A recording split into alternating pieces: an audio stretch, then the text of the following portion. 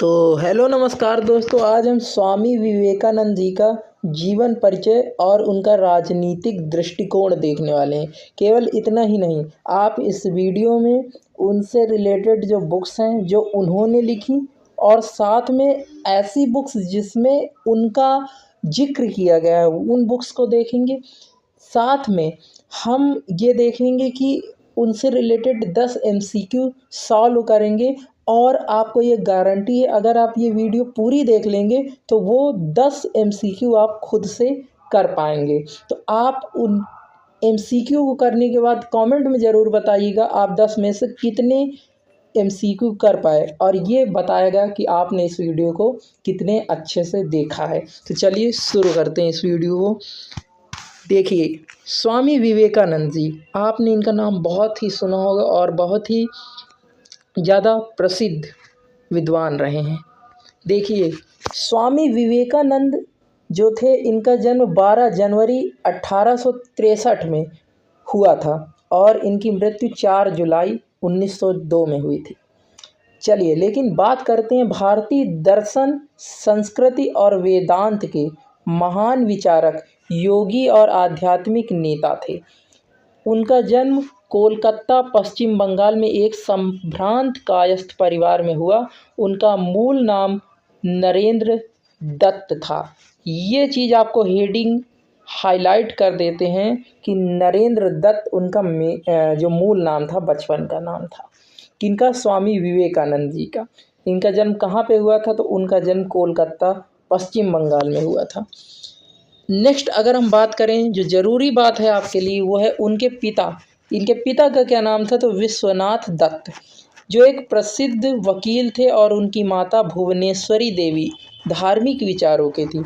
बचपन से ही नरेंद्र नाथ को आध्यात्मिक और ध्यान में गहरी रुचि थी। अब अगर बात करें तो इनके गुरु, तो उनका जीवन श्री रामकृष्ण परमहंस, ये भी इनका भी नाम आपको याद रखना है, के प्रभाव से बदल गया। श्री रामकृष्ण उनके आध्यात्मिक गुरु थे बने, और उन्होंने नरेंद्र नाथ को ध्यान, वेदांत और भारतीय संस्कृति का गहन अध्ययन कराया।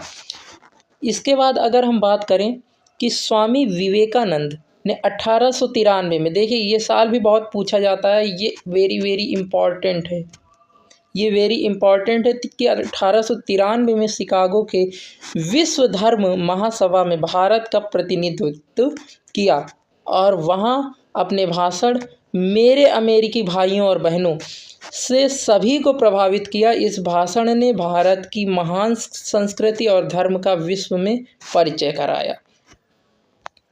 नेक्स्ट अगर हम बात करें तो राजनीतिक दृष्टिकोण, इनकी जो पॉलिटिकल थ्योरी थी वो क्या था? इनका राजनीतिक दृष्टिकोण, राजनीतिक विचार कैसे रहे? क्योंकि हम पॉलिटिकल साइंस के पॉइंट ऑफ व्यू से अगर देखें तो हमको ये जानना ज़रूरी है, और इंडियन पॉलिटिकल थिंकर में भी इनको हम पढ़ते हैं, तो इसलिए राजनीतिक दृष्टिकोण इनका देखना बहुत ही ज़रूरी है। स्वामी विवेकानंद का राष्ट्रीय दृष्टिकोण धर्म, संस्कृति और मानवता के गहन अध्ययन पर आधारित था। उनका मुख्य उद्देश्य भारत के पुनरुत्थान और जागृति में योगदान था। मतलब कि ये चाहते थे कि भारत का पुनरुत्थान हो, एक बार फिर से उत्थान हो और लोग जगें। राष्ट्रीयता और स्वराज की ये बात करते हैं। स्वामी विवेकानंद ने भारतीय समाज को उसकी महान सांस्कृतिक और आध्यात्मिक विरासत की याद दिलाई। उनका मानना था कि भारतीयों को आत्मसम्मान और स्वाभिमान के साथ अपनी संस्कृति पर गर्व करना चाहिए। उनका राजनीतिक विचार स्वराज्य, स्वतंत्रता की प्रेरणा देता है। आध्यात्मिकता और राजनीतिकता का समन्वय वो बताते हैं। उन्होंने यह विश्वास किया कि आध्यात्मिकता जो है ना, और नैतिकता राजनीति के अभिन्न भाग होने चाहिए। उनका मानना थी कि एक नैतिक समाज ही सच्चे लोकतंत्र और स्वतंत्रता की नींव रख सकता है। उन्होंने गरीबों और दलितों के उत्थान पर जोर दिया। स्वामी विवेकानंद ने समाज के सबसे कमज़ोर वर्गों के उत्थान पर जोर दिया। उनका विचार था कि समाज तभी उन्नति करेगा जब गरीबों और पिछड़े वर्गों को समान अवसर और अधिकार दिए जाएंगे। अब देखिए, शिक्षा का महत्व उनके लिए क्या है। उनका मानना था कि शिक्षा ही व्यक्ति को आत्मनिर्भर और समाज को प्रगतिशील बनाती है।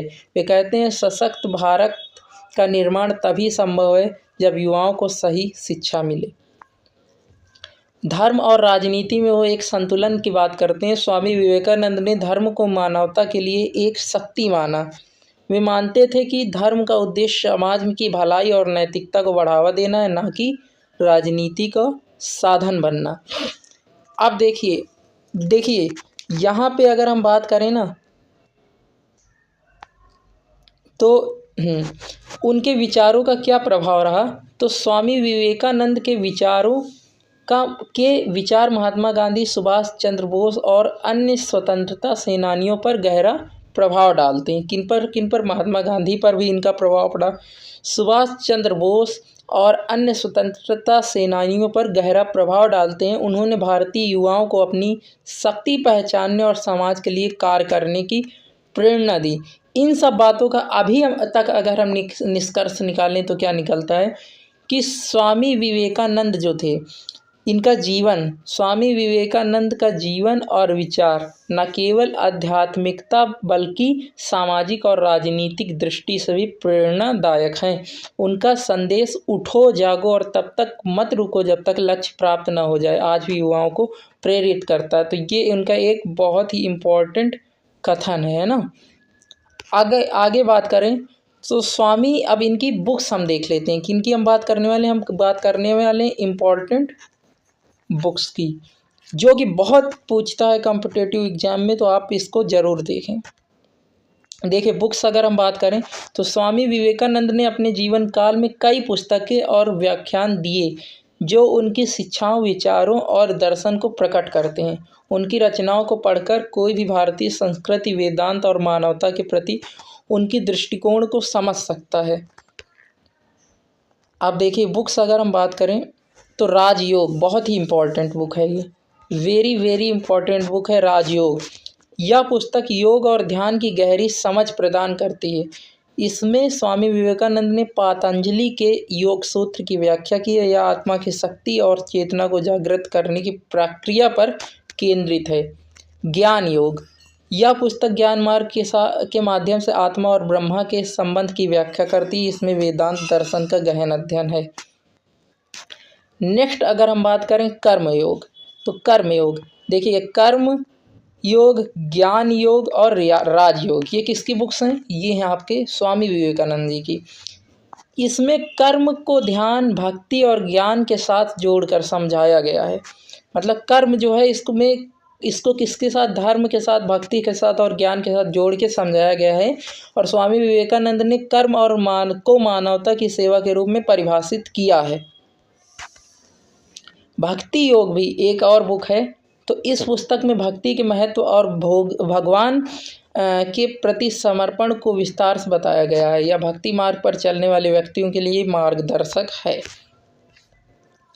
अब देखिए complete works of Swami Vivekananda में अगर हम बात करें, यह 9 खंडों में प्रकाशित पुस्तक स्वामी विवेकानंद के सभी व्याख्यान, पत्र, लेख और वार्तालाप का संग्रह है। इसमें उनके शिकागो धर्म महासभा के प्रसिद्ध भाषण भी शामिल है। तो complete works of Swami Vivekananda एक है, उसमें 9 खंडों में ये प्रकाशित हुई है ये बुक। इसके बाद है माइंड एंड इट्स कंट्रोल। यह पुस्तक मन को नियंत्रित करने और सकारात्मक ऊर्जा के साथ जीवन जीने के तरीके पर केंद्रित है। ये अगर आपको टाइम मिले तो आप पढ़ सकते हैं ये book, mind and it's control. Spectrum of works, इसमें स्वामी विवेकानंद के विभिन्न भाषणों और निबंधों का संग्रह है। प्रेरणादायक इंस्पायर्ड टॉक्स जो है, यह पुस्तक उनके प्रेरणादायक भाषणों और वार्तालापों का संकलन है। इसमें उनके आदर्श और विचार जीवन को नया दृष्टिकोण प्रदान करते हैं।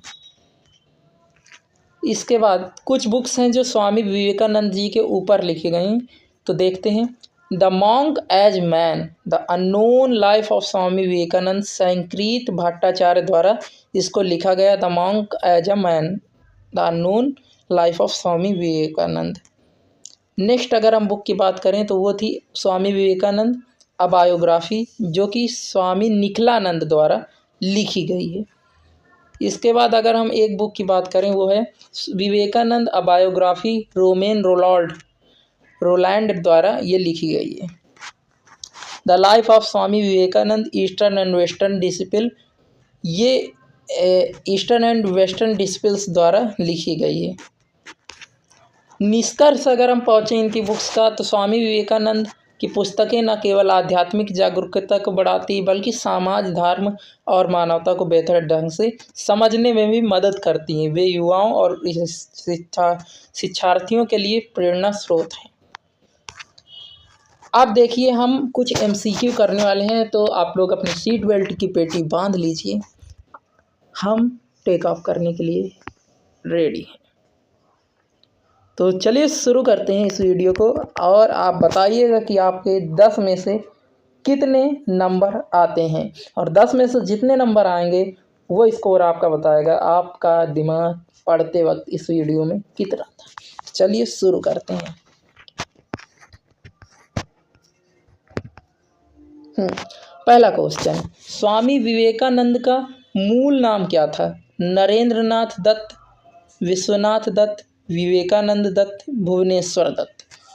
तो जो इसका सही उत्तर है वो शायद आपने दे लिया हो, वो है नरेंद्रनाथ दत्त। तो ऑप्शन ए एकदम सही है। किसने किसने इसका उत्तर सही दिया कमेंट में ज़रूर बताएं। अगर आपको ये वीडियो पसंद आ रही हो तो वीडियो को लाइक करें, शेयर करें उनके पास जिनको इस वीडियो की ज़रूरत है, और चैनल को सब्सक्राइब ज़रूर करें ताकि ऐसी वीडियोज़ आपको मिलती रहें। आगे देखते हैं, स्वामी विवेकानंद ने शिकागो में विश्व धर्म सभा को संबोधित कब किया? 1892, 93, 95, 1898। तो इसका जो सही जवाब है वह 1893। ऑप्शन नंबर बी एकदम सही है। चलिए नेक्स्ट क्वेश्चन की तरफ बढ़ते हैं। नेक्स्ट क्वेश्चन है, हाँ, स्वामी विवेकानंद के गुरु का क्या नाम था? महर्षि अरविंद, श्री रामकृष्ण परमहंस, राजा राम मोहन राय, दयानंद सरस्वती। तो ये जो सही जवाब है वो है बी, यानी कि श्री रामकृष्ण परमहंस, और इन्हीं के नाम पर इन्होंने अपना जो बोल सकते हैं संगठन या फिर मिशन की स्थापना की। तो अरे तो ये तो आपको क्वेश्चन चौथा फ्री का नंबर मिल जाएगा, तो क्योंकि अगला क्वेश्चन ही है ये, स्वामी विवेकानंद ने किस मिशन की स्थापना की? इस्कॉन, आर्य समाज, रामकृष्ण मिशन, भारत सेवक समाज। तो इसका जो सही जवाब है वो ऑप्शन सी है, रामकृष्ण मिशन।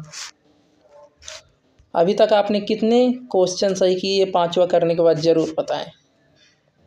स्वामी विवेकानंद ने किस धर्म का प्रचार प्रसार किया? बौद्ध धर्म, इस्लाम धर्म, वेदांत और योग, सिख धर्म। तो इसका जो सही जवाब है ऑप्शन सी है, वेदांत और योग। नेक्स्ट क्वेश्चन की तरफ बढ़ते हैं, स्वामी विवेकानंद का जन्म कब हुआ था? 10 जनवरी 1863, 11 जनवरी, 12 जनवरी 1863, 13 जनवरी 1800। तो सही जवाब है 12 जनवरी 1863 में। चलिए अगले क्वेश्चन की ओर बढ़ते हैं, स्वामी विवेकानंद का प्रसिद्ध भाषण किस विषय पर आधारित था? भारतीय राजनीति, भारतीय धर्म और संस्कृति, भारतीय अर्थव्यवस्था, भारतीय इतिहास। तो इसका जो सही जवाब है वो ऑप्शन बी एकदम सही है, भारतीय धर्म और संस्कृति। जैसा कि जो हमने पढ़ा है सब क्वेश्चन वहीं से आ रहे हैं। नेक्स्ट क्वेश्चन की ओर बढ़ते हैं, वो है स्वामी विवेकानंद की मृत्यु कब हुई? 4 जुलाई 1902, 4 जुलाई 1905, 5 जुलाई 1902, 5 जुलाई 1905। तो इसका जो सही जवाब है वो है 4 जुलाई 1902। ऑप्शन नंबर ए एकदम सही है। चलिए अगले क्वेश्चन की ओर बढ़ते हैं। ये है कि स्वामी विवेकानंद का प्रसिद्ध कथन कौन सा है? इस सत्य ही ईश्वर है, उठो जागो और तब तक मत रुको जब तक लक्ष्य प्राप्त न हो जाए, कर्म ही धर्म है, ज्ञान ही शक्ति है। तो जो इसका सही जवाब है वो है ऑप्शन नंबर बी, उठो जागो और तब तक मत रुको जब तक लक्ष्य प्राप्त ना हो जाए। इसमें है ऑप्शन आपके, स्वामी विवेकानंद ने कौन सी पुस्तक नहीं लिखी? तो शायद ये पीडीएफ कंप्लीट नहीं हो पाया, तो हम यहाँ पे आपको ऑप्शन बी दे देते हैं। ऑप्शन बी है अपोलॉजी, सी है कर्मयोग, ऑप्शन डी है भक्ति योग। भक्ति योग, तो सही जवाब आप बताइए। और इसका जो सही जवाब है ये है अपोलॉजी। आपको कमेंट करके बताना है किस थिंकर की बुक है अपोलॉजी।